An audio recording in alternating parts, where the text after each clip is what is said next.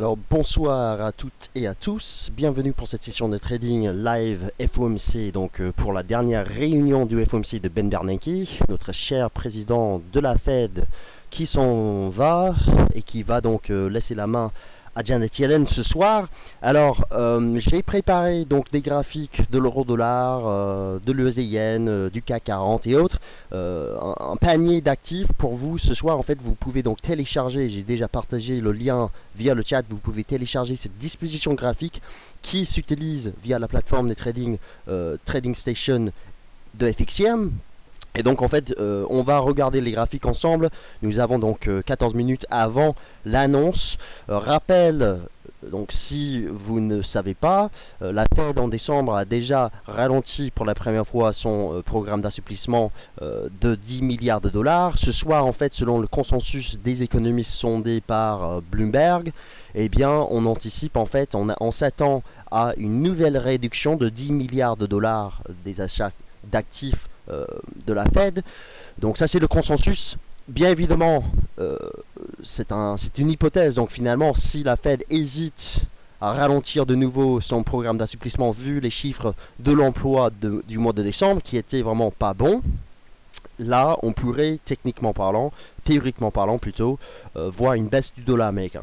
Alors faisons le tour, mais avant toute chose, comme d'habitude, les risques liés au trading. Sachez jusqu'ici, durant cette session de trading, les informations que vous verrez durant cette session sont uniquement, purement, tout simplement à titre indicatif et ne sont pas du tout des conseils d'investissement. Donc, prenez en considération les risques sur le marché. Je ne peux pas vous permettre que ce soir vous aurez des trades à faire. De toute façon, en fait, quand on parle du FOMC, on parle de volatilité, on parle des fois des spreads qui s'élargissent, manque de liquidité sur le marché. Donc, prenez considération en tant que trader des risques ici. En tant qu'analyste, je vais vous dire ce qui est possible. Et donc, commençons maintenant.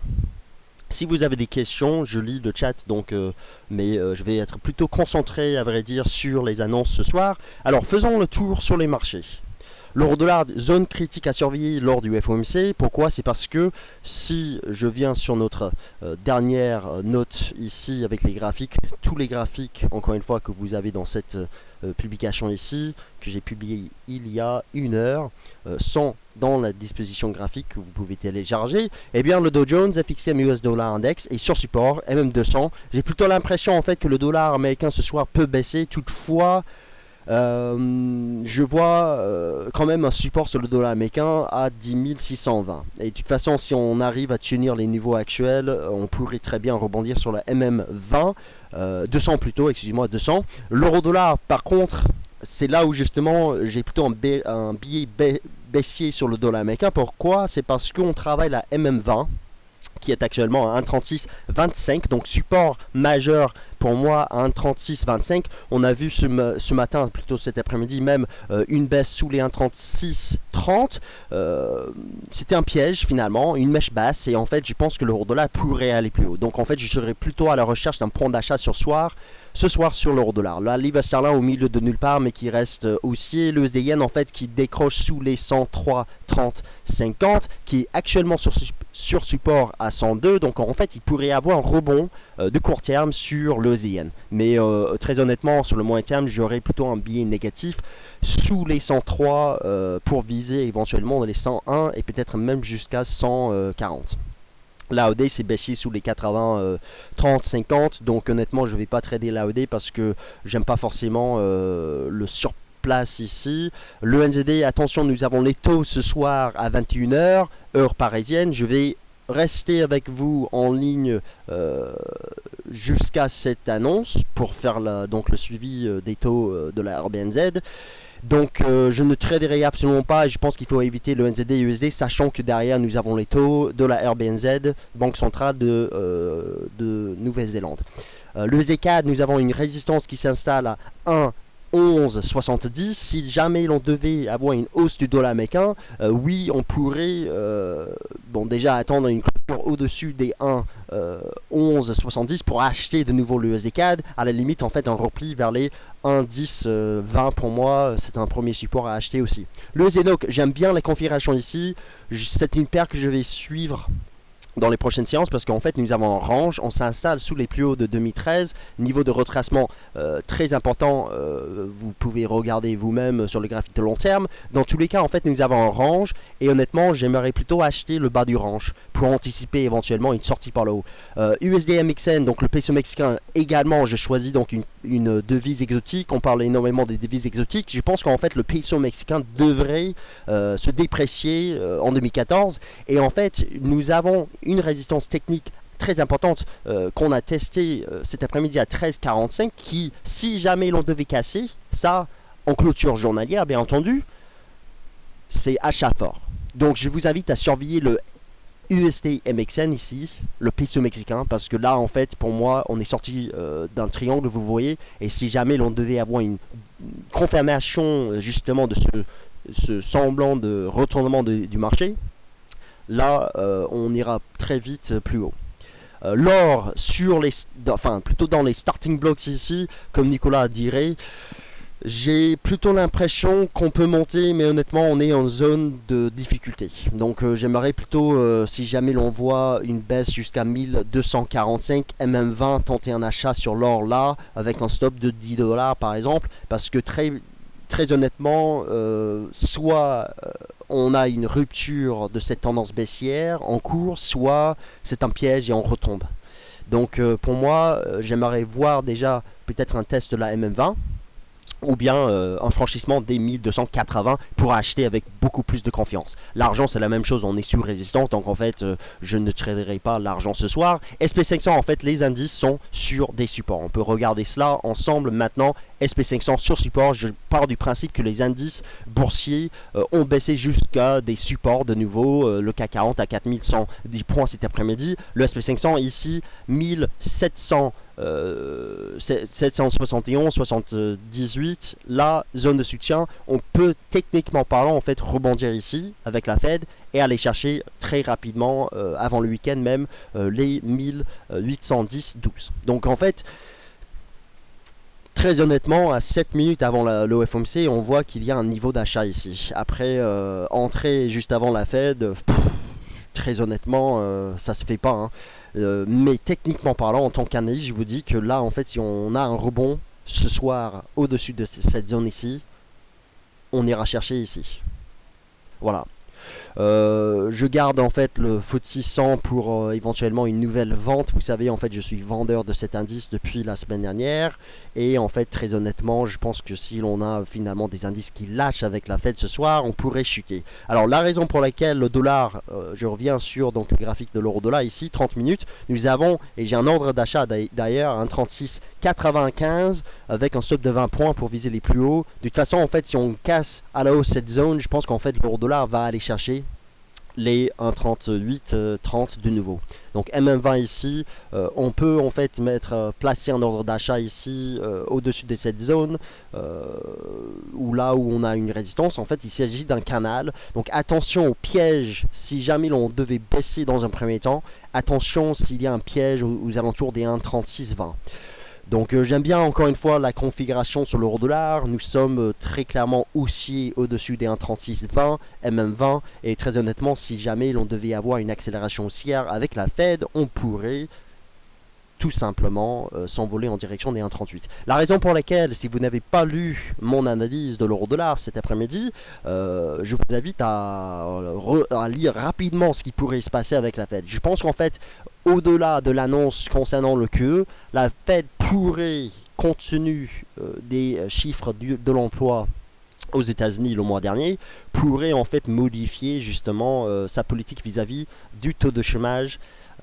Le taux de chômage visé par la Fed en fait c'est à 6,5% pour parler d'un premier relèvement des taux d'intérêt. Je vous ai expliqué sur de nombreuses reprises que la Fed n'est pas du tout prête à relever ses taux aujourd'hui et donc en fait pour éviter la volatilité sur le marché, elle pourrait modifier sa politique. Soit finalement elle abolit cet objectif à 6,5. De toute façon, en fait, la Fed réellement 6,5 c'est pas vraiment l'objectif. L'objectif est plutôt 5,5. Là où on aura ce qu'on considère le plein emploi aux États-Unis. Donc en fait, vous avez une liste ici. La Fed abaisse son objectif de 6,5% à environ 6%. Ce sera baissier pour le dollar américain. La Fed ne modifie pas son objectif, mais assouplit les conditions nécessaires pour une hausse des taux. C'est-à-dire, elle nous dit, voilà, l'objectif c'est 6,5, mais très honnêtement, on s'en fiche. Ça, c'est baissier pour le dollar américain. La Fed abolit l'objectif de 6,5% et va considérer plutôt des indicateurs généraux du marché du travail. Pour moi, c'est baissier pour le dollar américain.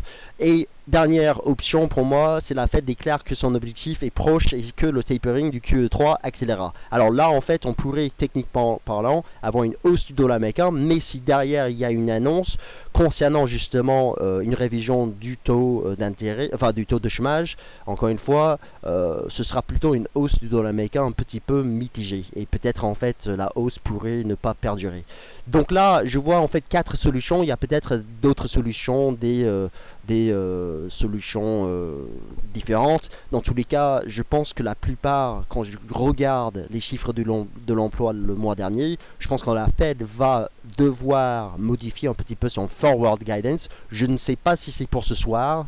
Ça, c'est la raison pour laquelle il est un petit peu difficile, effectivement, d'anticiper un mouvement baissier du dollar américain ce soir. Dans tous les cas, la dernière fois qu'on a vu la Fed ralentir son QE, si cela arrive de nouveau, l'euro-dollar, en fait, il a perdu deux figures en quelques jours avant de remonter, et en fait, les indices se sont envolés. Donc, encore une fois, le SP500 sur support, là, très honnêtement, je verrais bien un beau rebond du SP500 ici, par exemple. Et si jamais l'on casse les 1770 ce soir, finalement, c'est parce que nous avons un vrai retournement du marché. On ira chercher rapidement dans les prochaines séances les 1740 et la MM200 sur le moyen terme. Donc, configuration très simple ici. Encore une fois, c'est l'analyse technique. Maintenant, on va voir pour la Fed. Et puis l'or, franchement, j'aimerais voir le breakout haussier ici. J'aimerais vraiment voir le breakout haussier, que vous soyez trader Ishimoku, vous constatez le nuage. Bon, il y a d'autres éléments, j'ai retiré bien entendu, mais juste pour vous montrer que si jamais l'on devait monter, c'est aujourd'hui, maintenant, tout de suite, dans 2 minutes avec la Fed. Pour vous mettre un petit peu la pression. Et moi-même, j'ai un peu de la pression ce soir. Alors donc, pour le gaz naturel, je ne regarde pas. Donc la question pour le WT, le gaz naturel, j'ai pas ces actifs sur mon graphique, donc je vais pas parler de ces actifs. Je me concentre sur l'euro-dollar, je me concentre sur l'or, je me concentre sur quelques indices et sur quelques devises, paires de devises comme le ZENOC. Encore une fois, le ZENOC, d'ailleurs, j'ai placé un ordre d'achat ici sur le ZENOC. En cas de retour dans cette zone ici, pour moi, c'est un range et en fait, je préfère encore une fois acheter le support parce que je pense qu'on prépare éventuellement une cassure bullish ici sur le ZENOC pour s'envoler, comme le ZCAD. Donc voilà, résistance, support, et donc j'ai placé un ordre d'achat sur le ZENOC et vous pouvez étudier cette configuration ici. L'entrée, ça se fait aux alentours des 6,5 avec un stop bien entendu sous les plus bas. À vous de voir si cela correspond à votre billets sur le marché. Donc la décision de la Fed va tomber maintenant. On va regarder cela sur DDFX rapidement dans notre section Real Time News.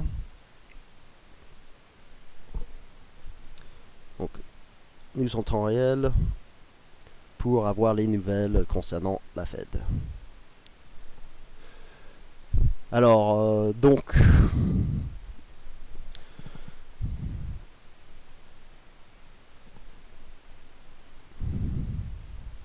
l'euro-dollar à 1,3650, donc ça se replie un petit peu. Ça baisse, 1,3660.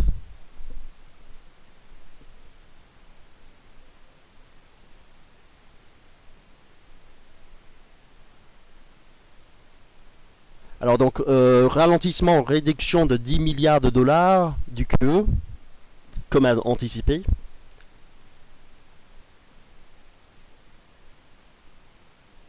L'or à 1258.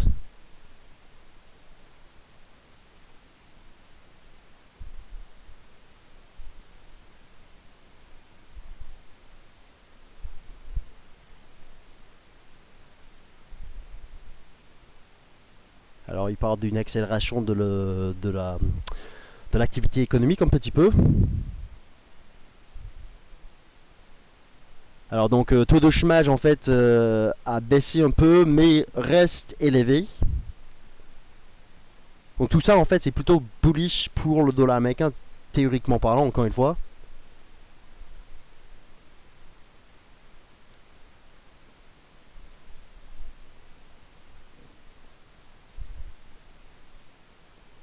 Les taux obligataires aux États-Unis montent.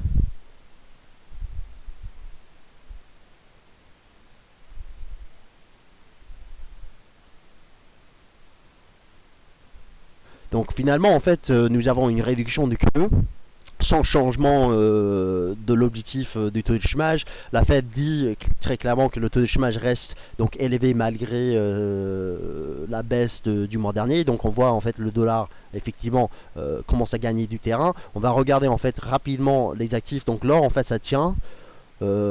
Très honnêtement, jusqu'ici, nous n'avons même pas de volatilité réellement sur le marché. Donc, statu quo finalement pour la Fed qui ralentit son QE, mais voilà. Maintenant pour les indices, le S&P 500, voilà, on est sur support sur le S&P 500. Bien évidemment, les indices, ils n'aiment pas forcément le tapering, même si la dernière fois, on a eu une belle envolée des cours la dernière fois sur le Dow Jones. Surveillez le Dow Jones d'ailleurs. Même avec un tapering, surveiller cette zone ici vers les 15 650, 15 700 points. C'est un support majeur sur le Dow Jones. Donc surveillez cela. Lucas 100, franchement, il faut attendre la clôture ce soir parce que très honnêtement, soit on casse, soit on casse pas. Le FRA 40, support, bon, on est au milieu de nulle part. Je pense qu'en fait les indices peuvent tout simplement rebondir. Moi je vais tenter un achat sur le SP 500 devant vous pour vous montrer que je pense effectivement on va monter un petit peu avec un stop à 69 et une limite à 1810 points. Ça fait donc un stop de 90 euros et une limite à 200 euros. Donc un stop sous les plus bas là. Je pense qu'en fait les indices peuvent tenter un rebond technique ici en direction des résistances de nouveau. Donc statu quo de la Fed, très honnêtement, cela laisse penser qu'on limitera la casse sur les indices parce que de toute façon le tapering c'était anticipé, c'est connu et en fait ça fait pas trop peur.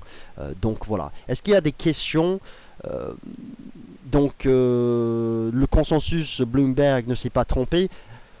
Alors je sais pas si c'est un miracle, mais effectivement en fait finalement on n'a rien du tout au niveau des surprises. Moi je voulais en fait la surprise sur l'euro dollar, mais jusqu'ici non. De toute façon en fait l'euro dollar là c'est statu quo et donc la situation reste la même et en fait je garde mon billet haussier sur l'euro dollar sur le court terme ici, sachant que là on tient toujours cette moyenne mobile à 20 jours. Donc la question c'est est-ce qu'il faut acheter un nouveau repli dans cette zone ici de nouveau? Je dirais pourquoi pas. On a vu effectivement qu'il y a des acheteurs ici dans la zone des 1,36. Donc à vous de voir ce que vous voulez faire. Demain nous avons, de toute façon, il ne faut pas oublier le PIB US. Donc croissance américaine, premières estimations, et là en fait ça va changer la donne peut-être pour les marchés, pour le dollar américain. De toute façon je ne vais pas acheter l'euro dollar ce soir, je préfère attendre plutôt demain si jamais l'on devait avoir une envolée des cours. Le USD-MXN, encore une fois je reviens sur cette paire là, ce qui m'intéresse ici c'est la rupture de cette résistance, mais en fait on peut également tenter des achats ici vers les 13, 20. 13, 19, 13, 20, enfin dans cette zone ici quoi. Donc le USD-MXN c'est vraiment quelque chose que je suis depuis 2 semaines et je pense qu'il y a du potentiel, et si vous recherchez des placements de moyen long terme, quelque chose qui pourrait rentrer en tendance enfin, là ce serait le USD-MXN. Je sens vraiment chaud sur cette paire en ce moment. Ça reste sous résistance, mais vous comprenez ce qui pourrait se passer si on casse cette résistance. On s'envolerait en direction des plus hauts de 2012. Donc tentez des achats ici sur le USD-MXN. l'USD NOK inchangé et le dollar américain, notre cher US dollar index est sur support et donc peut techniquement parlant rebondir ici. L'USD IMXN, l'USD Yen plutôt, support, donc rebond technique de l'USD Yen ici.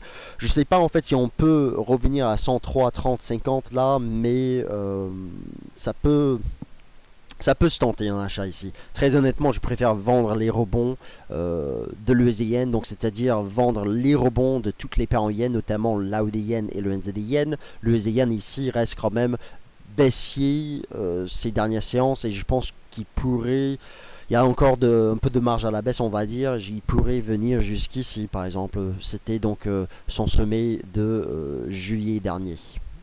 Donc la situation ici sur le USD Yen pour moi elle est baissière et ce jusqu'ici et peut-être même plus bas. Mais aujourd'hui, ce soir, très peu probable finalement qu'on casse ce niveau là compte tenu finalement qu'il n'y a pas d'annonce baissière pour le dollar américain. Donc cela laisse penser que le yen pourrait en profiter un petit peu pour rebondir un petit peu. Par exemple jusqu'à 102,80. Ce serait un niveau de take profit ici. Alors, visiteur, bon, on va pas entrer dans un débat sur l'analyse technique et les supports résistance. Goldman Sachs avait raison en prévoyant ce statu quo. Oui, bah, de toute façon, en fait, beaucoup d'opérateurs avaient raison. Il n'y a pas que Goldman Sachs, hein. Il y a aussi d'autres banques, hein. Alors pour le GBP, l'euro GBP, on va pas en parler parce que là on parle vraiment de quelque chose, une annonce qui concerne le dollar américain et les indices et les métaux. D'ailleurs les métaux, très honnêtement finalement je vais plutôt regarder les métaux demain avec le PIB US. Encore une fois, placer des ordres d'achat à 1245 avec un stop de 10-15 dollars me semble tout à fait raisonnable vu que nous avons selon moi un retournement de la tendance en cours, invalidation sous la MM20, donc en fait déjà je vois le niveau d'invalidation et je vois en fait le potentiel haussier si on casse les 1280. Donc peut-être il faut attendre la cassure ici et puis on pourrait y entrer sur cassure, mais voilà, ce soir malheureusement il n'y a pas de changement de la situation, il n'y a pas de forte volatilité, donc en fait profiter des écarts tout simplement, acheter les replis ou vendre les rebonds, et en fait c'est ce que je tente ici sur le SP500. Donc on va regarder rapidement le SP500 qui quand même ne veut pas, mais on va voir si finalement ça tient. L'or commence à s'envoler. Non, il s'envole pas. Il est stable. Il est stable. Rabi, donc si nous assistons ce soir à une hausse de la paire euro-dollar, contrairement à ce qui est attendu, je ne sais pas quelles sont ces attentes. De toute façon, pourrions-nous envisager une reprise du billet vert à moyen terme comme le souligne Morgan Stanley? Alors, bonne question concernant l'euro-dollar. En fait, le problème avec l'euro-dollar, c'est que nous sommes à la croisée des chemins entre une tendance baissière de long terme ici et une tendance de moyen terme. Je pense effectivement si on reste sous les 1,38 globalement, 38,30 surtout, on pourrait effectivement entrer dans une phase baissière de nouveau comme ces dernières années, mais jusqu'ici nous n'avons pas de retournement sur l'euro-dollar. Bon, les indices n'aiment pas finalement cette annonce de la Fed, mais ça tient. Là en fait c'est vraiment le niveau d'achat sur le SP500, donc si vous entrez sur le SP500, c'est ici. Peut-être j'aurais dû attendre effectivement le retour plus bas, mais de toute façon j'ai un stop, j'ai l'entrée et j'ai le take profit, et donc je vais laisser courir. Vous voyez en fait il n'y a vraiment pas de forte volatilité et autres. A priori en fait on va attendre le PIB demain pour le mouvement sur le dollar américain. Je vous invite en fait, donc sachant que dans 50 minutes nous avons donc l'annonce sur les taux en Nouvelle-Zélande. On peut commencer à parler de cela dans quelques minutes, je préfère vers 20h30. Vous pouvez me poser vos questions maintenant concernant la Fed. Alors, bonne question ici concernant Janet Yellen. Lionel, sait-on si Janet Yellen a une politique différente de Ben Bernanke? Si oui, dans quel sens? Alors, Lionel, c'est une bonne question. Janet Yellen, c'est une des colombes de la Fed. C'est-à-dire, en fait, c'est elle, s'il y a une personne de la Fed qui est en faveur d'un maintien du QE et de plus de soutien à l'économie américaine, c'est elle. Donc, en fait, Janet Yellen, elle est en gros celle qui va remplacer Ben Bernanke, et en gros jusqu'ici il n'y a pas forcément d'anticipation d'une rupture de la politique de la Fed. Excusez-moi, j'étais un peu pris par CNBC, celui qui gueule à la télévision tout le temps concernant les taux obligataires. Bon, pour revenir donc pour Janet Yellen, en gros, nous n'avons pas de rupture de politique monétaire attendue, comme c'était le cas avec Mark Carney à la tête de la Banque d'Angleterre. Donc cela veut dire que quand Janet Yellen commencera, effectivement, la situation restera inchangée. Ce qui serait très intéressant, c'est de voir si elle change son ton une fois qu'elle est présidente de la Fed. Et je ne sais pas si elle va forcément faire ça. Nous savons en fait quelle est sa préférence. Elle a déjà parlé pas mal devant le Congrès concernant ses préférences pour l'économie américaine, pour la politique monétaire. Donc voilà, il n'y a pas forcément de mystère là-dessus. Bon, l'euro-dollar, on peut très bien revenir ici. Bon, ça m'intéresse vraiment pas finalement ces mouvements-là. Ce qui m'intéresse, la seule chose qui m'intéresse, c'est vraiment le support sur l'SP 500, et j'espère que ça tient. Si ça tient pas, de toute façon, j'ai une vente sur le FTSE 100, et puis voilà. Dow Jones surveillé là, ici. Lucas 100.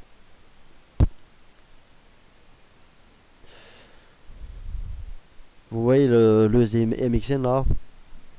Franchement, si demain on casse cette résistance, je vous invite à suivre de surveiller de très près la cassure de cette résistance. Encore une fois, il faut casser cette résistance en données journalières. Je parlais énormément de cette paire. Je commençais à regarder, j'ai commencé à mettre des indicateurs pour voir si on pouvait réellement entrer sur l'accélération haussière. Il s'agit des plus hauts de 2013. J'aime bien les Shimoku parce que de toute façon, en fait, on dirait qu'on est aussi, en fait, et cette cassure va peut-être nous donner quelque chose. Bon, j'ai pas regardé sur d'autres graphiques, c'est juste pour me donner plus d'informations complémentaires pour me convaincre sur cette stratégie d'achat de l'USD MXN, sortie d'un triangle de moyen-long terme, et tout simplement la cassure ici sonnera le glas pour le peso mexicain. Et on ira très rapidement. Les objectifs, pour ceux qui s'intéressent, en fait, pour moi, sont à 13,77 et 14,50. Donc, voilà. USD MXN. Une belle opportunité.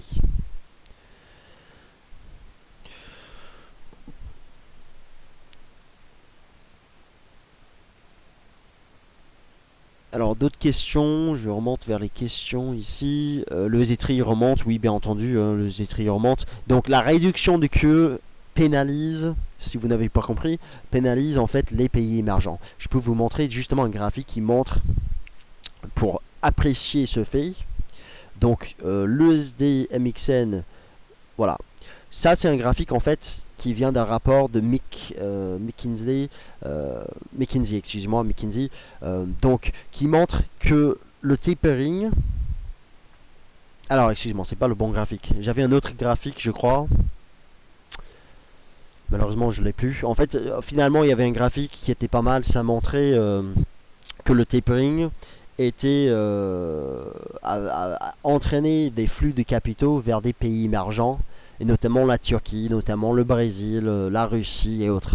Et en fait, depuis plusieurs mois, surtout depuis la première annonce du tapering, enfin, qui laissait penser que la Fed allait commencer à ralentir son QE. C'était en mai 2013. Là, nous avons en fait eu une sortie de ces pays, des capitaux. Donc en fait, la Russie, le rouble russe a touché, je crois, ses plus bas historiques face à ces flux de capitaux. Alors voici le rapport donc que j'ai trouvé. Et ça, en fait, c'est très intéressant pour les pays émergents parce que de toute façon, bon, c'est déjà connu, c'est un peu trop tard, c'est pas une surprise. De toute façon, la crise des pays émergents, c'est en place depuis l'année dernière. Mais si je descends, alors je vais essayer de trouver justement le graphique qui montrait les flux de capitaux qui quittaient, qui entraient dans les pays émergents. Et en fait, maintenant que la Fed sort progressivement de son QE, cela pénalise énormément les pays émergents, bien entendu.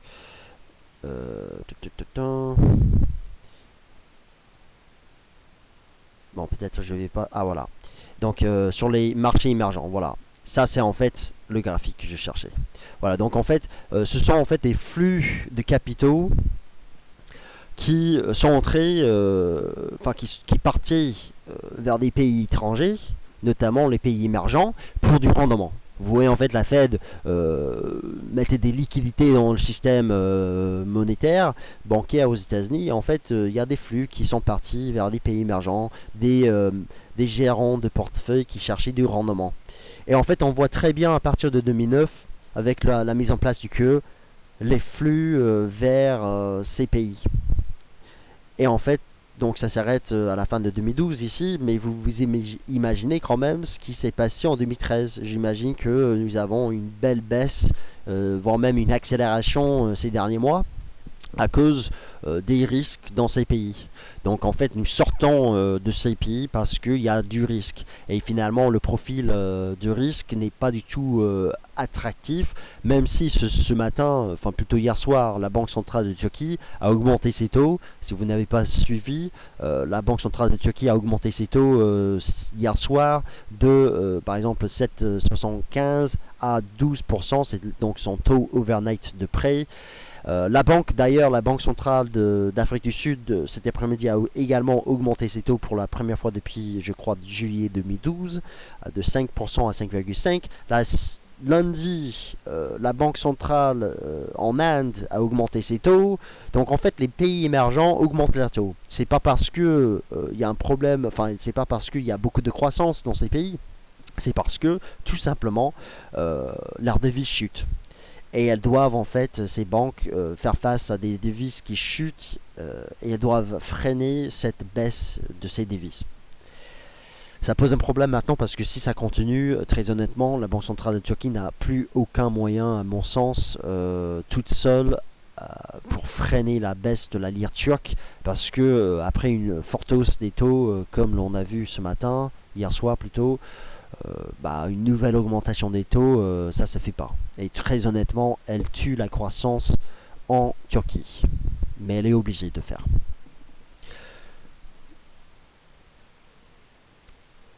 Alors d'autres questions, SP500 sur support, oui c'est vraiment c'est maintenant ou jamais qu'on tient le support. Visiblement je vais me faire sortir. Bon, là les indices, alors le Dow Jones sur support effectivement, mais très honnêtement là,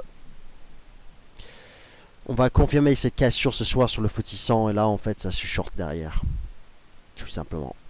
Pourquoi ça se short? Parce qu'on casse une ligne de tendance haussière et on n'arrive pas à casser, à franchir cette zone de prix là.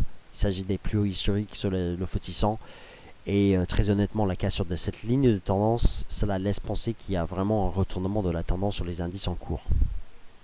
Et là, ça veut dire que le CAC 40, dans les semaines à venir, si le SP500 ce soir casse son support, déjà je me ferai stopper.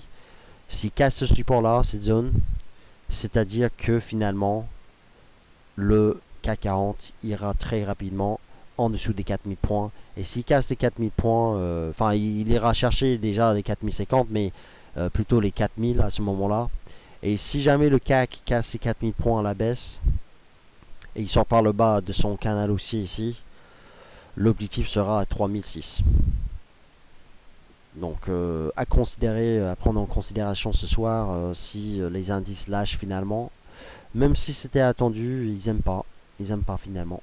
J'aurais cru que les indices pouvaient tenir sur leur support parce que voilà, c'était anticipé la dernière fois. Le QE, la sortie du QE qui était quand même une surprise, n'était pas tellement, enfin, a plutôt entraîné une envolée des cours. Mais là, visiblement, le SP500 n'aime pas du tout ça. Donc il faut tenir là, sinon c'est 1740.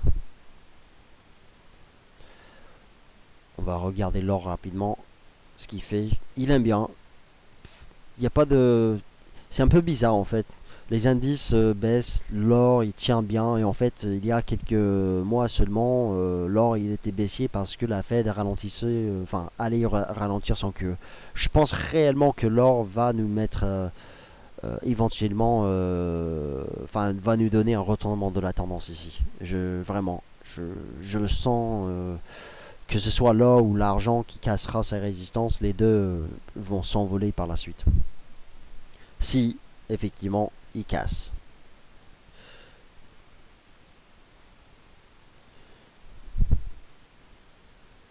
Vous, visiteurs, vous ne comprenez pas pourquoi le yen baisse. Bah, c'est une bonne question. Alors, est-ce que l'euro dollar pour autant monte? Ouais, il tient. Il tient, il tient. De toute façon, en fait, il y a des mouvements en cours. Et quand vous avez des mouvements en cours, des mouvements sont en cours et en fait les marchés en profitent des retracements pour entrer dans le sens de la tendance. Vous voyez. Donc là en fait le yen effectivement il n'y a pas de rebond finalement. C'est un peu, c'est vrai que avec l'annonce qui n'était pas forcément baissière sur le dollar, qui n'était pas forcément haussière non plus, c'est juste statu quo. J'aurais pensé que le support allait tenir. Et finalement, c'est bon, c'est pas une cassure en cours parce que il faut confirmer cette cassure ce soir, mais ça semble être un petit peu moche quand même. En fait, encore une fois, quand vous lisez l'analyse que j'ai, enfin le tour d'horizon que j'ai mis sur le site, vous devez comprendre que la tendance du dollar américain n'est pas du tout la même, elle est différente concernant la paire de devises que vous regardez. Et donc en fait j'ai un billet haussier sur l'euro dollar, j'ai un billet haussier sur le GBP USD, j'ai un billet baissier sur le USD yen sur le moyen terme, j'ai un billet baissier sur, enfin billet haussier déjà sur le USD MXN et le USD NOK. Et en fait vous regardez notre Moving Average Dashboard, c'est une application pour la station de trading daily FXM plutôt. Et vous avez en fait des tendances sur le dollar américain qui sont différentes selon la paire de devises que vous traitez. Donc l'euro dollar haussier, le yen haussier mais en fait baissier ici. Et même moi j'aurais une tendance à vouloir dire en données journalières nous sommes baissiers. GBP/USD haussier et la AUD/USD baissier, le USD CAD haussier. Vous comprenez en fait, si vous voulez acheter le dollar américain, vous le faites contre le dollar australien, contre le dollar canadien aussi. D'ailleurs nous n'avons pas regardé l'AUD/USD. Très clairement l'AUD/USD s'il n'arrive pas à remonter au-dessus de cette zone, ce qui semble très peu probable actuellement, eh bien il ira a priori plus bas vers les 82 en 2014. Plus bas, bien plus bas. Donc il y a des mouvements qui sont déjà en cours. Et donc finalement si le SP500 casse son support, bah, le mouvement est déjà en cours en fait. Et ce matin à l'ouverture des marchés européens c'était là où il fallait vendre. Et en fait j'étais vraiment chaud ce matin sur le CAC 40 dès qu'il a ouvert. Dès l'ouverture en fait je disais coupez vos achats, et puis dès que ça commençait à se replier, j'étais pas forcément sûr tout de suite que ça se shortait, mais vers 10h surtout 11h ça se voyait que ça se shortait. Maintenant j'espère que ça tient un petit peu pour remonter, sachant que c'est quand même statu quo, donc il y a un niveau de retracement, soit on tient ici soit on casse. D'autres questions? S'il n'y a pas d'autres questions, en fait, on pourrait dans quelques minutes commencer à parler de la Banque centrale de Nouvelle-Zélande qui va augmenter, enfin qui va annoncer ses taux 30 minutes qui va pas forcément augmenter ses taux, mais s'il y a des indications d'une augmentation des taux, ça va être plutôt bullish pour le NZD-USD. Alors, visiteurs, bonne question. Beaucoup de banques voient l'euro-dollar à la baisse, pourquoi pas moi? Alors, attention, c'est là où justement je dois m'expliquer apparemment. Alors, je vois en fait l'euro-dollar baisser en 2014. Et ce depuis octobre 2013. Et en fait, vous pouvez lire nos prévisions trimestrielles, nos prévisions déjà de long terme. Vous avez en fait des guides de trading sur DailyFix. Et en fait, vous avez un rapport spécial sur la zone euro, donc l'euro. Et je vous explique que nous avons un billet baissier sur l'euro-dollar en 2014, tant que les 1,39, surtout 1,38, 1,39, cette zone de 100 points, n'est pas cassée à la hausse. Et en fait, vous pouvez télécharger ce guide, ces prévisions, et vous pourrez comprendre mon billet sur l'euro-dollar. Je vous passe le lien ici vers les guides. Tout ça c'est gratuit bien entendu. Et donc je vous passe le lien et je vous invite à lire nos prévisions. Maintenant, pourquoi est-ce que je pense que l'euro-dollar pourrait revenir à 1,38 pour de nombreuses raisons, surtout l'analyse technique. J'aurais voulu en fait que l'euro-dollar se casse la figure, mais en fait la semaine dernière j'étais plutôt haussier à partir du débordement des 1,3580 et très vite on s'est envolé vers les 1,37. Là finalement on a une consolidation, mais jusqu'ici nous sommes au-dessus de la moyenne mobile à 20 jours et en fait il y a des mèches, il y a des réactions hier et aujourd'hui. Et en fait, tant que cette moyenne mobile reste en soutien, je pense que l'euro-dollar pourrait aller plus haut.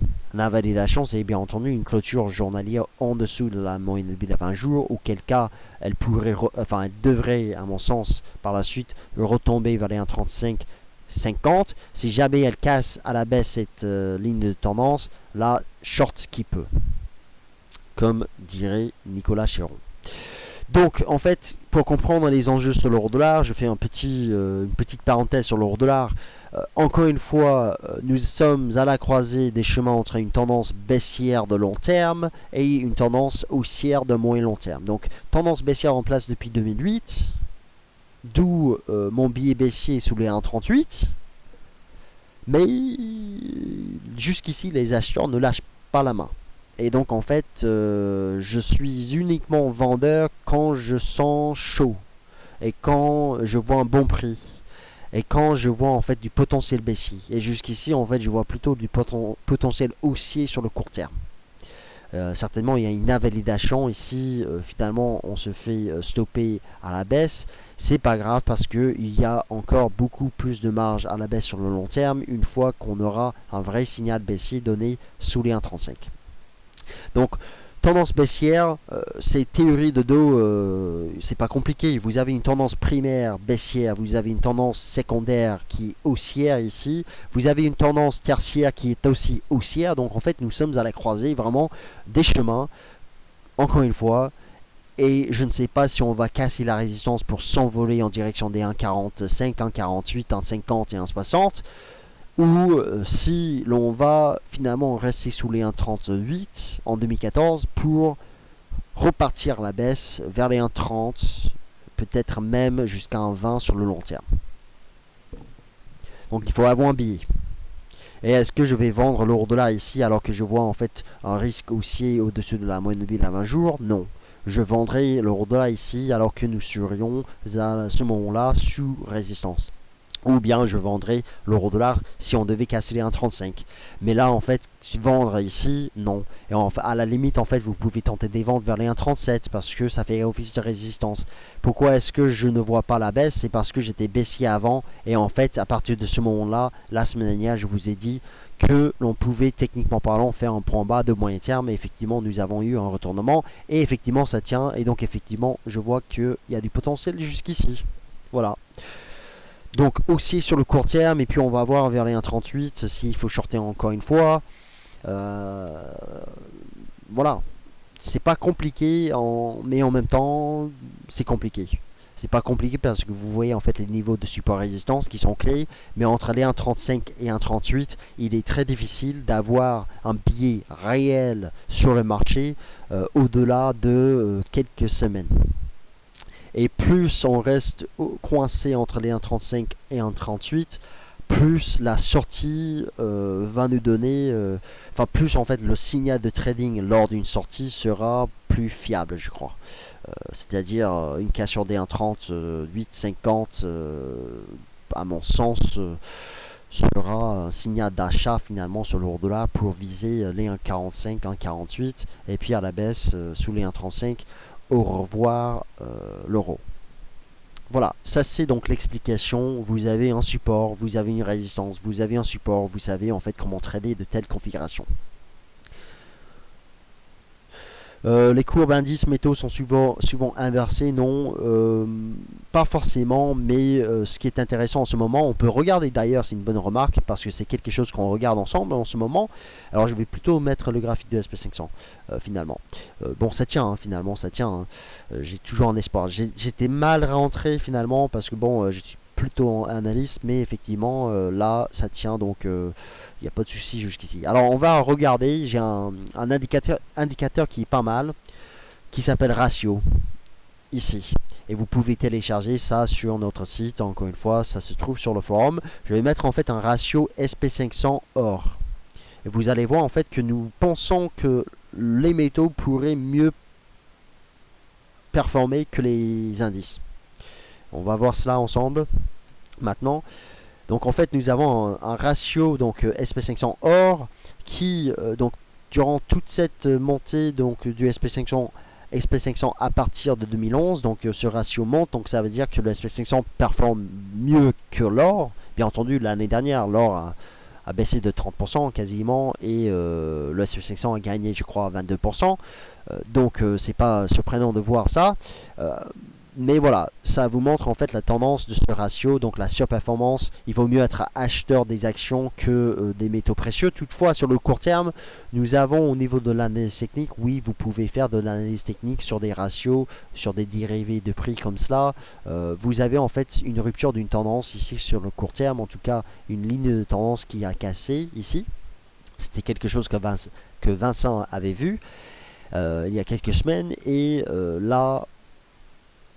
Je trouve que cela montre à quel point les métaux pourraient mieux performer les indices boursiers.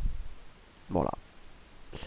Ça veut dire que si l'or casse les 1280, là c'est parti pour une surperformance des métaux précieux. Les actifs qui étaient les plus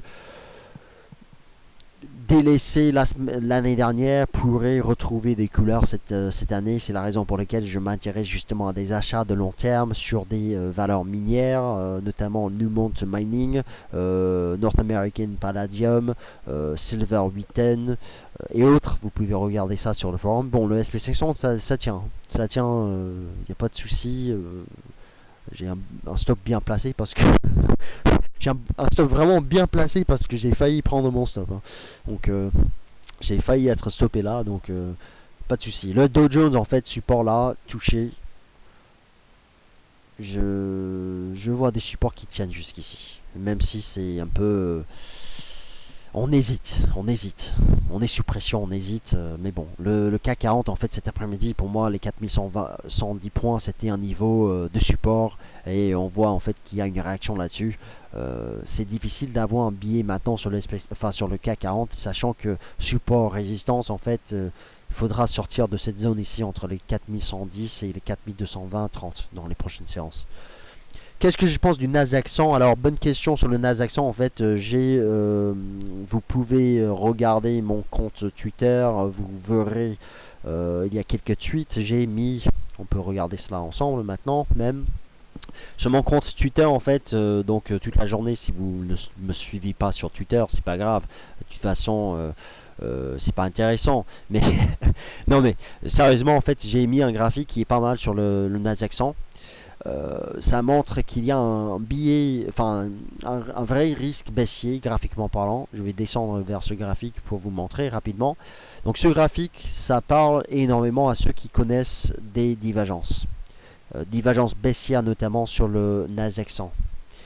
Donc le Nasdaq 100, il y a une divergence baissière sur ce graphique hebdomadaire du Nasdaq 100 sous les 3650 points, je crois c'est ça le niveau. Et en fait, on voit que le RSI traçait de plus haut, de plus en plus bas, alors que le cours en fait faisait de nouveau plus haut annuel. Et là, en fait, le RSI commence à baisser avec le cours qui baisse, bien entendu. Et le RSI casse en support, une ligne de tendance. Si les indices lâchent littéralement dans les prochaines séances, après ce rebond technique que je prévois vraiment sur le court terme, le Nasdaq 100, à mon sens, devrait se retrouver vers les 3100 points par exemple, vers le bas de ce canal ici. Je ne sais pas exactement quel niveau ça représente, mais si vous regardez ce graphique actuellement, vous verrez en fait qu'il y a un vrai risque baissier sur le Nasdaq 100. Donc qu'est-ce que je pense du Nasdaq 100?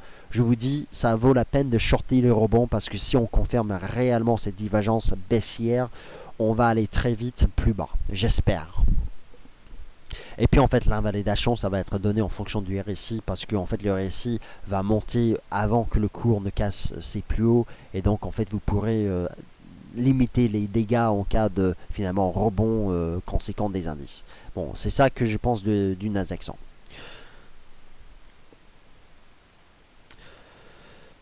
Alors l'or ne bouge pratiquement plus. Quelqu'un me dit l'or ne bouge pratiquement plus depuis le début de l'année. Non, c'est pas vrai du tout. En fait, l'or il progresse pas mal. Il gagne 4% depuis le début de l'année. C'est l'argent qui ne bouge pas. C'est l'argent.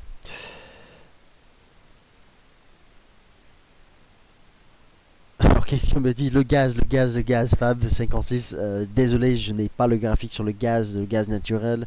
J'ai pas le graphique. Mon avis sur le CAD yen, c'est pas une paire dont je vais parler ce soir, mais le CAD yen, je vous dis direction 88 yens. Direction 88 yens. Là, c'est très baissier. Le NZD-USD, on va commencer à parler du NZD-USD, effectivement. C'est le moment de commencer à parler du NZD-USD parce que nous avons les taux dans 20 minutes. Donc parlons du NZD-USD et on va voir s'il y a finalement quelque chose à faire ce soir sur le dollar néo-zélandais. Techniquement parlant, vous savez que le dollar néo-zélandais est sans tendance. Et en fait, je peux même mettre des graphiques des autres paires en NZD pour cette annonce, donc pour les taux de la RBNZ. Alors je vais mettre donc, je vais enlever quelques graphiques. Je n'ai pas parlé de l'USSHF, donc je vais enlever cela. Le ZCAD, pareil, je vais enlever. Je vais mettre donc le GBP NZD parce que j'aime bien cette paire. Et bon, ne parlons pas du NZD CAD quand même. Le NZD yen parce que ça baisse aussi pas mal.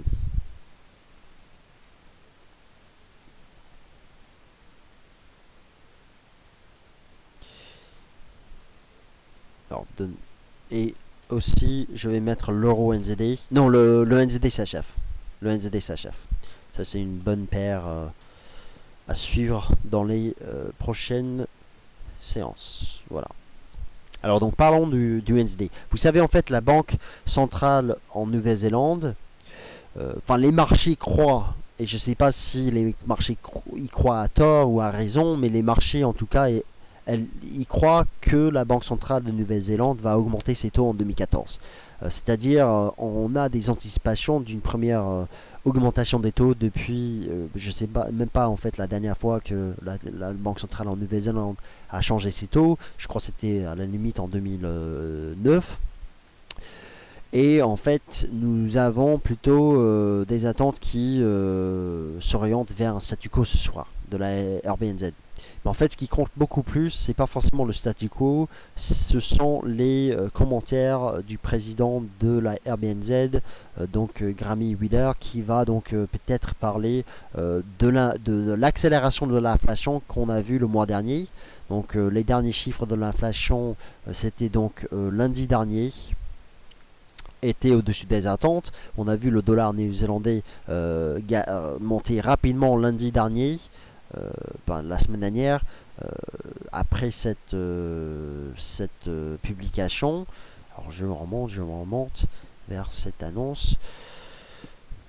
Voilà, ici donc vous voyez en fait 2,5 statu quo. Le dollar néo-zélandais, même en cas de statu quo, devrait sur le moyen terme rester soutenu par les anticipations vis-à-vis d'un relèvement des taux en 2014. Donc tant que le marché pense que le NZD, enfin que la Banque centrale en Nouvelle-Zélande va augmenter ses taux en 2014, le dollar néo-zélandais sera fort, restera fort.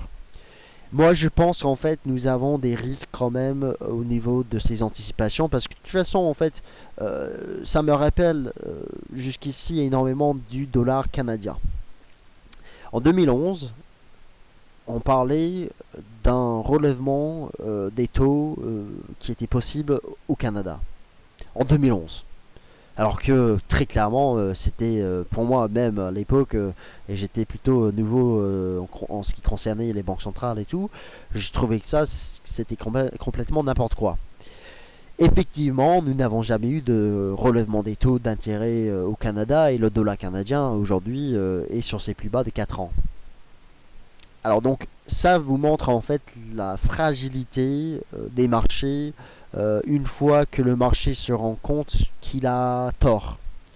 Si le marché a tort sur le NZD, donc sur les taux en Nouvelle-Zélande, s'il y a une dégradation de la conjoncture chinoise notamment, compte tenu que la Chine reste toujours le partenaire commercial le plus important en Nouvelle-Zélande, et il y a de réels risques en Chine en ce moment sur la demande intérieure, et bien s'il y a un effondrement de la demande intérieure en Chine, la Banque centrale en Nouvelle-Zélande aura effectivement du mal à justifier un relèvement des taux. Parce que un effondrement de la demande en Chine va impacter négativement la production en Nouvelle-Zélande, ce qui va avoir un impact négatif sur l'emploi, ce qui va avoir un impact négatif sur la conjoncture économique en Nouvelle-Zélande. Donc ça c'est l'hypothèse en fait selon laquelle le marché se trompe ici, le marché se trompe lourdement et finalement le NZD en fait va rejoindre ses homologues australiens et canadiens en 2014, c'est-à-dire une belle chute du NZD. C'est pas pour ce soir, mais je pense qu'en fait, en fonction de ce qui se passe en Chine cette année, c'est un scénario très spéculatif, mais très intéressant. Et donc en fait, ceux qui ont un billet fort, ceux qui sont convaincus, tout simplement. Et moi, je suis quelqu'un moi, je suis plutôt convaincu sur sur ce scénario-là, en tout cas pour quelques paires de devises, en tout cas. Eh bien, le NZD, à mon sens, devrait entamer un retournement baissier quelque part sous les 85-86 sur le long terme. Ça veut dire qu'on peut remonter jusqu'à 85, mais à partir des 85, je pense que là, on commencera à vouloir shorter le NZD. Dans tous les cas, ici, je pense qu'on ira plus haut avant d'aller plus bas, très honnêtement, sur le NZD-USD. Et donc je pense que on pourrait très bien ce soir monter fortement, vu le statu quo de la Fed, et ce pour aller chercher les 84. Pas forcément ce soir, mais par la suite. S'il y a un rebond effectivement, et vous avez un support à 82, donc déjà 82, tant qu'on reste au-dessus des 82, direction 84. C'est pas compliqué, c'est un range, vous avez des niveaux intermédiaires entre ce range qui est compris entre 81 et 85. 82, 84, une petite résistance ici à 83. En gros, tous les 100 points, vous avez un niveau technique. Et vous avez des opérateurs qui entrent. Voilà, c'est pas compliqué. Maintenant, ce qui pourrait être compliqué, c'est de trader le NZD sur le court terme, c'est-à-dire en intraday, parce que nous sommes vraiment au milieu de nulle part, et je préfère en fait opérer sur des niveaux clés, c'est-à-dire les 82 à l'achat, ou bien les 84 à la vente, ou bien les 85 à la vente même. En cas de rupture des 84, on peut acheter effectivement pour viser les 85. Donc, travailler les paliers ici, vous avez en fait tous les 100 points des niveaux techniques à surveiller sur le NZD-USD. Voilà. Maintenant, je vais donc regarder, on peut regarder en fait d'autres paires. Je vais mettre donc d'autres paires en NZD plutôt, pour cette annonce. Donc a priori le NZD en fait il pourrait monter, surtout si la banque centrale en Nouvelle-Zélande ce soir nous dit voilà en fait il y avait une accélération de l'inflation et donc cela va alimenter quand même les spéculations vis-à-vis d'un premier relèvement des taux d'intérêt en Nouvelle-Zélande. Concernant le GBP NZD, pareil c'est un range, un espèce de range sur le long terme. Nous avons une zone de résistance vers les 2,0260 ici et donc une résistance là sur le GBP NZD. Donc si on s'envole jusqu'ici, finalement ce soir, enfin pas forcément ce soir, mais vous comprenez dans les prochaines séances, là il faudra surveiller une réaction baissière avec une envolée du NZD ce soir. En fait, il faudra casser à la baisse les 1,9950. 1,9950 pour pouvoir shorter réellement le GBP NZD. Donc là, en fait, vous comprenez, support là et une zone de résistance. Première résistance déjà à 2,0160. Voilà. Donc résistance, support, ligne de tendance, en fait, c'est pas très compliqué. Il faudra une rupture d'un niveau technique pour pouvoir peut-être entrer sur cassure. Sinon, en fait, c'est plutôt stratégie de range. Le NZD-CHF, j'adore la configuration sur le NZD-CHF. C'est justement la paire sur laquelle, si vous avez un billet baissier sur le NZD comme moi, sur le long terme, il faudra jouer le NZD-CHF. Épaule, tête, épaule pour rejoindre l'AUD-CHF qui est actuellement vers ici. Ça, c'est mon billet fort sur le NZD, c'est sur cette paire-là. Et en fait, nous avons eu la semaine dernière un retournement baissier sous une ligne de tendance qu'on avait suivie, sous les 80, alors non, c'était plutôt les 76 CHF. Et donc, j'aime bien en fait déjà un objectif vers les 72. Je pense qu'on ira chercher dans les prochaines semaines cette zone vers les 72, très rapidement. Et donc, c'est-à-dire qu'il vaut mieux vendre les rebonds. Vous avez une résistance d'ailleurs à 74,60, résistance à vendre sur le NZD-CHF. Si on dépasse ce niveau, c'est pour remonter vers la ligne de tendance baissière. Et je resterai toujours plutôt bearish sur cette paire sous cette résistance. Parce que, en fait, je pense que le NZD-CHF va finir par décrocher. Et c'est-à-dire que l'euro NZD, et ça c'est la raison pour laquelle j'ai beau être plutôt baissier sur l'euro.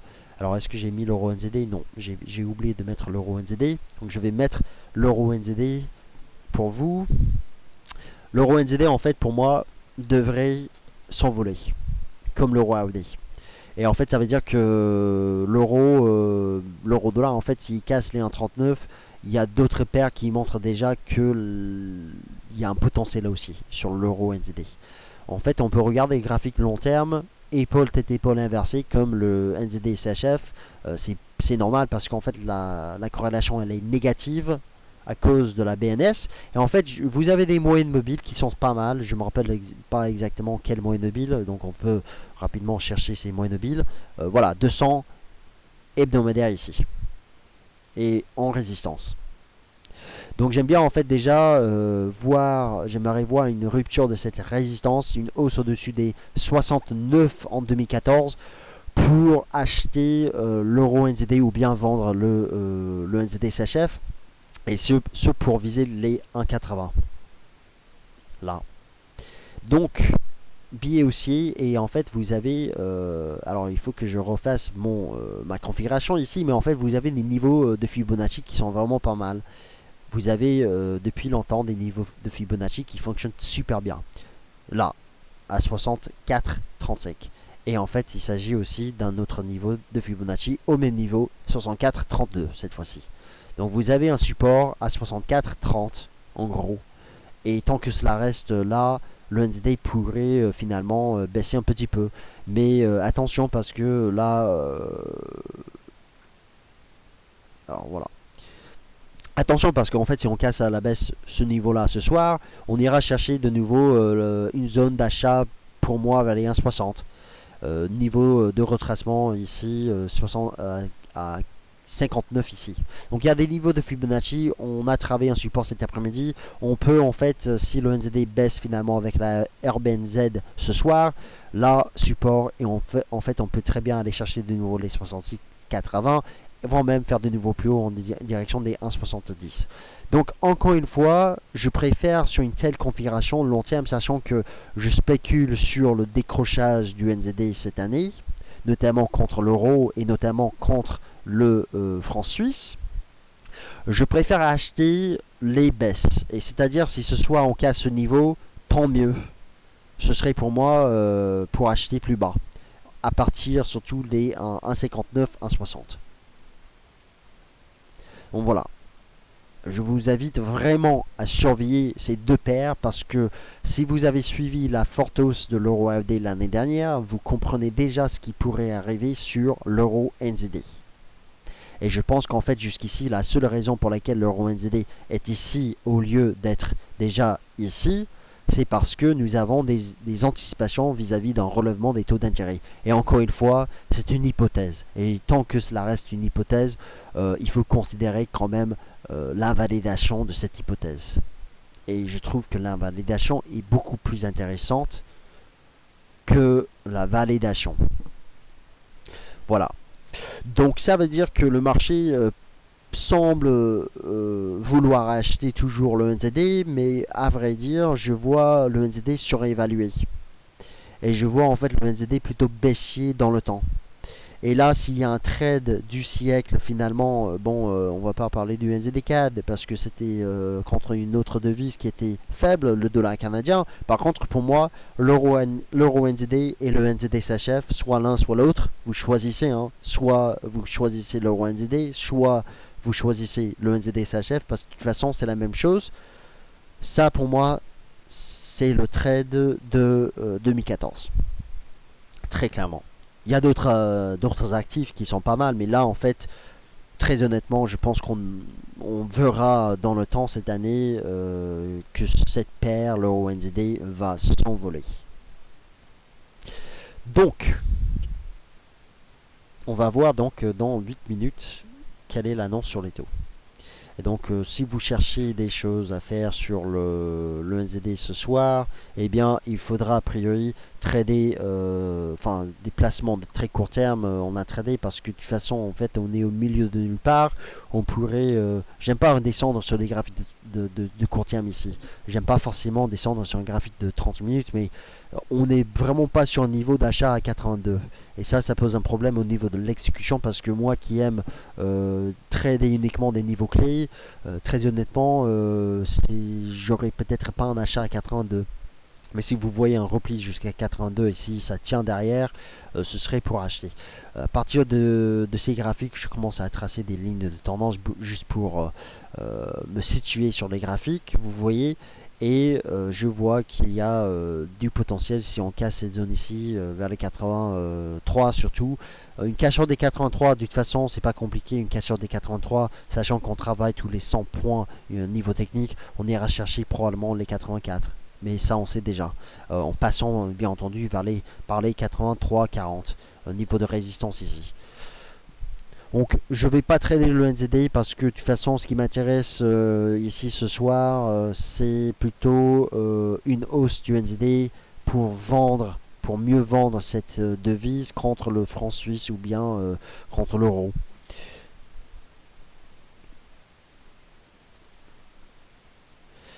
Alors, quelqu'un me dit que l'or réagit bien. Non, mais l'or ne bouge pas. Il est à 1264. Il ne réagit même pas.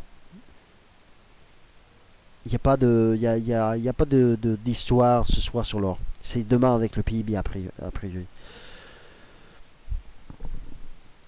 Là, au DNZD, j'ai pas mis cette paire. De toute façon, en fait, l'équipe Delifix, que ce soit l'équipe française ou l'équipe américaine, je peux mettre cette paire pour vous rapidement. Encore une fois, il faut télécharger les prévisions trimestrielles de l'équipe Delifix parce que on est 3, je crois, à parler de l'AODNZD, qui est pas très loin, enfin qui est déjà dans une zone, techniquement parlant, une zone d'achat. Et encore une fois, c'est en cohérence avec un billet baissier, un scénario baissier sur le le dollar australien. Donc on peut regarder donc l'AUD-NZD. Je vais mettre le graphique si je le trouve. Voilà. Donc l'AUD-NZD en fait tendance baissière bien entendu, mais en fait ce que vous voyez pas sur les graphiques de MarketScope, c'est les niveaux historiques en place depuis je crois 1974. Donc ça veut dire en fait nous avons un support qui tient depuis 30 ans, même 40 ans, ici à 1,05 et on y est. Forcément nous sommes survendus, donc déjà on sait très bien que il peut y avoir un retracement assez facilement sur l'AUD-NZD. La tendance elle est baissière. Il y avait quand même l'année dernière quelques tentatives d'achat ici sur l'AUD-NZD. Finalement ça n'a pas fonctionné et effectivement on se retrouve ici. Mais là en fait si jamais il devait y avoir un achat sur l'AUD-NZD, c'est vraiment dans cette zone là. Il faut par contre faire très attention au levier parce qu'en fait si vous achetez de la AUD-NZD ici, c'est avec un stop très large et pas trop de levier. Et donc une fois si finalement il y a un retournement cette année, vous pourrez commencer à chercher des renforts. Mais là finalement c'est baissier et on peut très bien revenir vers les... enfin même tenter de casser les 1,05. Je vous invite quand même à lire notre rapport trimestriel parce que tout ça c'est expliqué. Et donc en fait notre billet ici c'est haussier.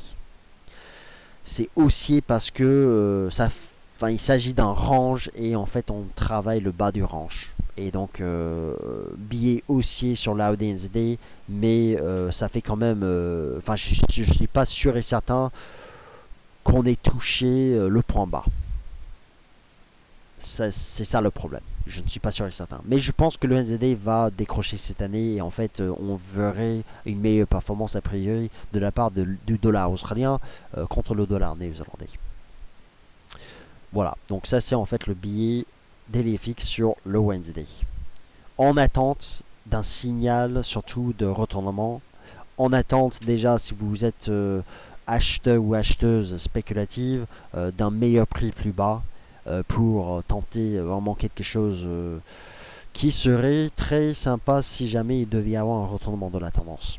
Et je pense que sachant que nous avons un niveau en place depuis 30 ans, on pourrait effectivement avoir un retournement de la tendance ici. Que ce soit de court terme pour revenir vers les 1,10 ou même 1,12, pourquoi pas, mais que ce soit sur le long terme, là vous constatez très vite ce qui se passe sur le long terme, vous avez souvent des envolées de cours.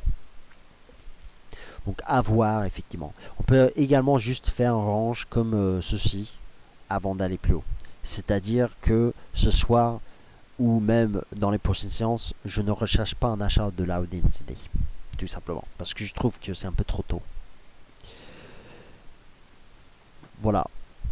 Donc pour le dollar néo-zélandais. Je ne cache pas mon billet baissier sur le dollar néo-zélandais. Encore une fois, je veux que le dollar néo-zélandais monte un peu plus pour mieux vendre sur le long terme contre l'euro et contre le franc suisse. Romain, est-ce que c'est le moment d'acheter l'argent physique? Alors moi, en fait, je ne suis que l'argent papier. Alors pour l'argent physique, à vous de voir parce qu'en fait, il y a beaucoup de variables à prendre en compte pour... des métaux physiques, notamment le coût de stockage. Donc je vous invite à voir avec quelqu'un qui est qui suit plus les métaux physiques au niveau justement des frais de transport, des frais de stockage et autres, parce que ça va forcément impacter la performance de votre stratégie d'achat physique. Mais je pense effectivement qu'au niveau actuel, très honnêtement, l'argent à 18, 19, ça reste quand même un prix attractif jusqu'ici.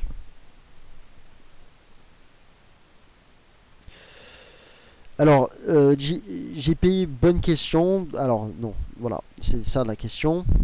Donc, bonsoir Adrien, j'aimerais ajouter d'autres devis sur ma plateforme, mais j'ai vous avez atteint votre limite à 20. Si vous êtes client chez FXM, vous pouvez appeler votre conseiller et vous pouvez demander en fait qu'on enlève cette restriction de 20 actifs sur la plateforme. C'est facile.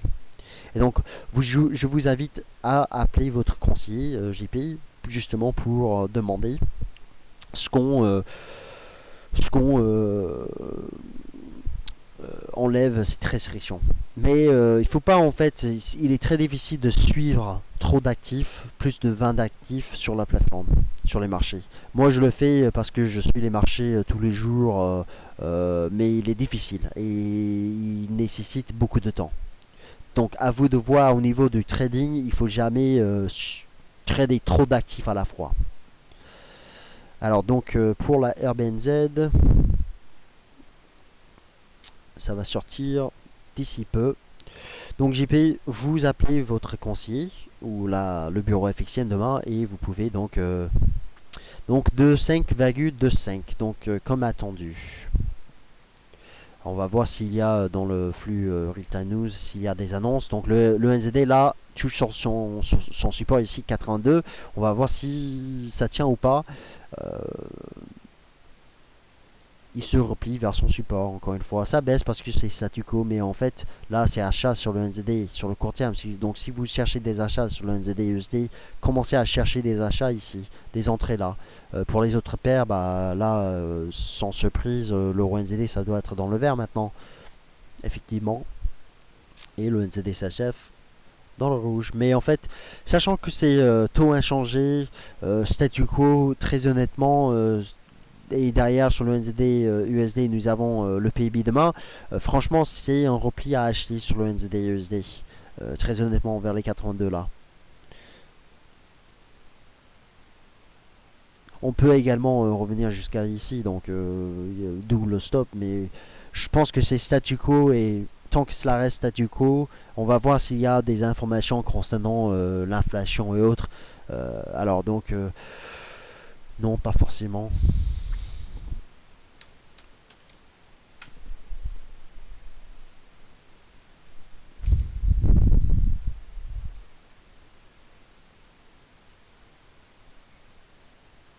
SP500 toujours sous pression. Je pense qu'on aura peut-être une cassure finalement. Alors donc, on va voir s'il y a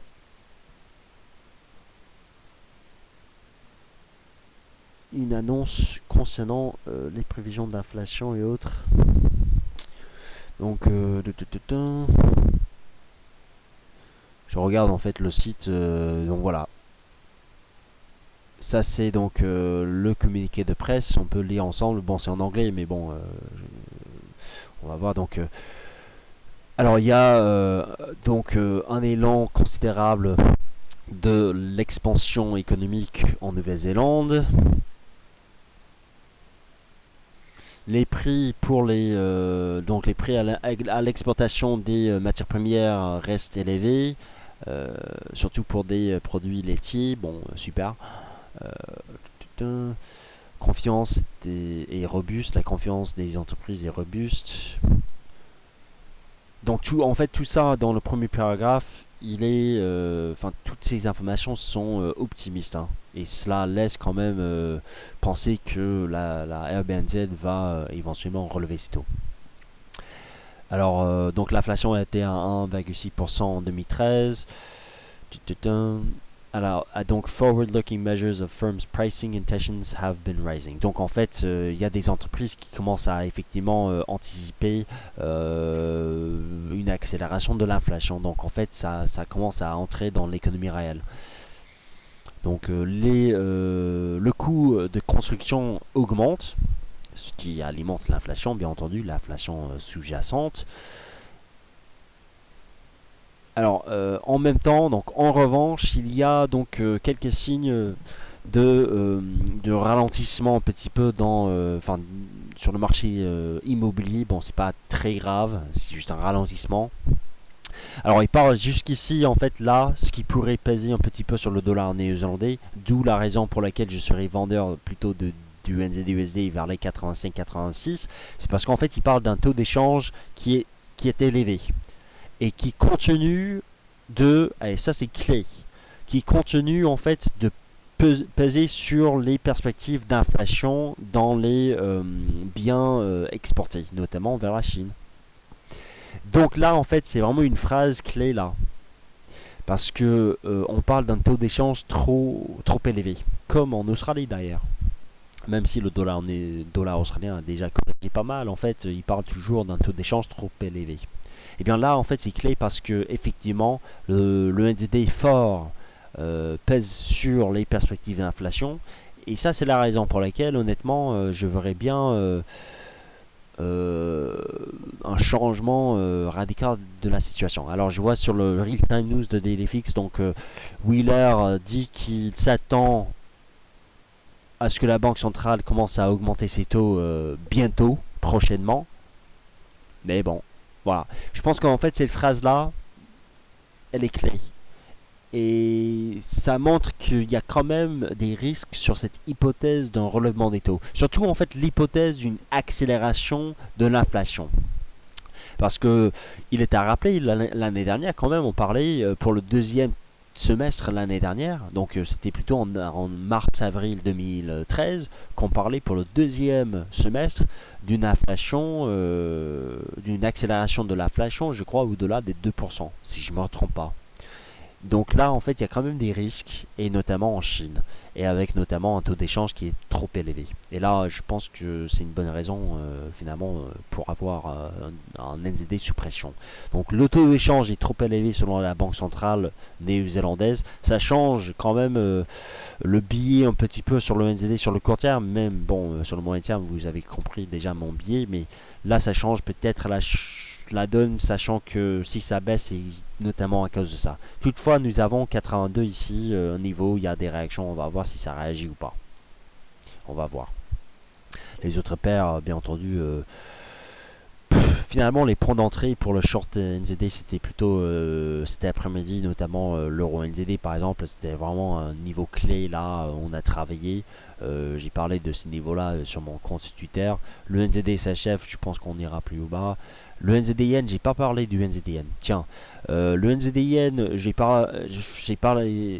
plutôt parlé de cette paire ce matin. Je vous ai donné un point de vente ce matin à 85,60. Là, on retombe sur les plus bas. Donc, en fait, ceux qui ont vendu ce matin, ils gagnent maintenant 150 points. Donc, ça, c'est super. Donc, il y a un signal vendeur qui a été donné la semaine dernière avec ce décrochage. Et en fait, je pense qu'on ira chercher prochainement les 82,50, voire même les 81,50 en extension. Il y avait une ligne de tendance qui a cédé ici. Et depuis cette cassure, eh bien, là, nous avons un retournement de la tendance. Donc le NZD, là, je préfère être vendeur NZD Yen, vendeur NZD SHF, acheteur l'euro NZD. Et puis pour le NZD USD, c'est la seule paire de devises où je pourrais acheter le dollar néo-zélandais. Pourquoi? C'est parce qu'en fait, le dollar américain reste quand même sous pression un petit peu dans le temps contre certaines devises, notamment le NZD. Mais bon, voilà, statu quo pour moi, mais quand même un billet un petit peu baissier vu le commentaire sur le taux d'échange, parce que ça c'est clé. Alors voilà, en fait c'est justement ça. Donc Wheeler il déclare que le taux d'échange donc du dollar néo-zélandais est pas soutenable sur le long terme. Et donc en fait, ça c'est clé. Ça veut dire que même la Banque centrale pense qu'il y aura une dépréciation de sa propre monnaie. Donc voilà.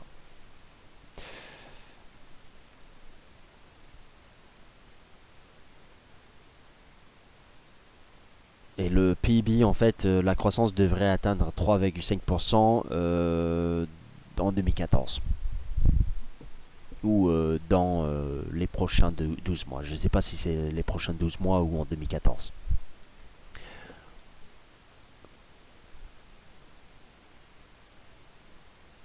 Donc les perspectives, l'inflation devrait en fait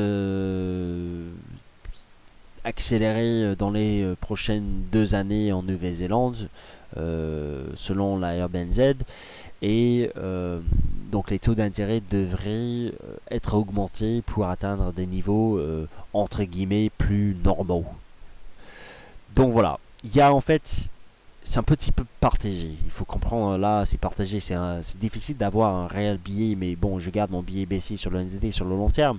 Mais en fait, la raison pour laquelle c'est un petit peu partagé, c'est parce que à la fois vous avez une banque centrale qui dit voilà, nous allons très probablement augmenter nos taux.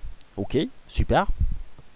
L'inflation devrait s'accélérer, la croissance qui devrait s'accélérer aussi. Par contre, le taux d'échange de notre devise nationale est trop élevé. Et ça, en fait, ça pénalise un petit peu, enfin, ça pèse quand même sur les perspectives haussières du dollar néo-zélandais. Je préfère quand même, sachant que derrière, même si on remonte ici, vous comprenez que depuis plusieurs années, la RBNZ commence à intervenir à proximité des 86. Ce ne sont jamais des interventions de taille, hein. Ce ne sont pas des interventions qui sont très importantes, mais euh, ça a changé effectivement les fondamentaux pour le NZD en avril 2013. Si jamais on monte jusqu'ici, je m'attendrai à ce que la RBNZ parle beaucoup plus d'un taux d'échange trop élevé. Et donc là, c'est zone de vente sur le NZD-USD. À la limite, si ce soir on casse les 82, on ira chercher rapidement ici. Et en dessous des 81, là c'est short swing pour viser les 97. Voilà. Donc je pense que là, je vais arrêter. Je vais juste regarder le SP500. Je pense que c'est un petit peu... voilà, c'est a priori pour baisser davantage, mais bon, il y a d'autres indices qui tiennent toujours leur support. Le Dow Jones, il est sur support. Ou peut-être en fait, c'est plutôt ici qu'il faut tenter un achat agressif pour le SP500 et peut-être pas ici. Mais bon, vous comprenez très vite que là, les indices, de toute façon, ces dernières séances, il y avait vraiment des mouvements forts à la baisse. Et à mon sens, dans le temps, on devrait avoir une belle correction baissière jusqu'à la moyenne de bill à 200 jours sur le SP500. Toutefois, je préfère quand même vendre les rebonds et pas la cassure. Bon. Voilà, donc j'arrête pour ce soir. Il n'y avait pas forcément une forte volatilité sur l'euro-dollar. Vous comprenez, là, ça tient. Donc en fait, je vais garder quand même cette... ordre d'achat sur l'euro dollar parce que demain on pourrait avec le PIB américain avoir une cassure, une sortie par le haut de ce range et ce pour aller chercher rapidement les 1,3740 et très probablement par la suite les 1,3830. Voilà, donc je vous donne rendez-vous demain. Donc je vais faire le morning meeting à 11h. Vincent sera présent à 9h15 pour le Good Morning CAC 40, notre émission à 9h15. Et puis sinon, je vous invite à lire nos analyses ce soir. Enfin, surtout, en fait, reposez-vous. Reposez-vous. Moi, je vais rentrer, je vais manger, je vais me reposer ce soir. Et donc, je vais revenir vers vous demain pour les prochaines opportunités sur le marché, notamment sur l'euro-dollar demain avec la croissance américaine. Merci énormément de m'avoir suivi et à bientôt sur DailyFix.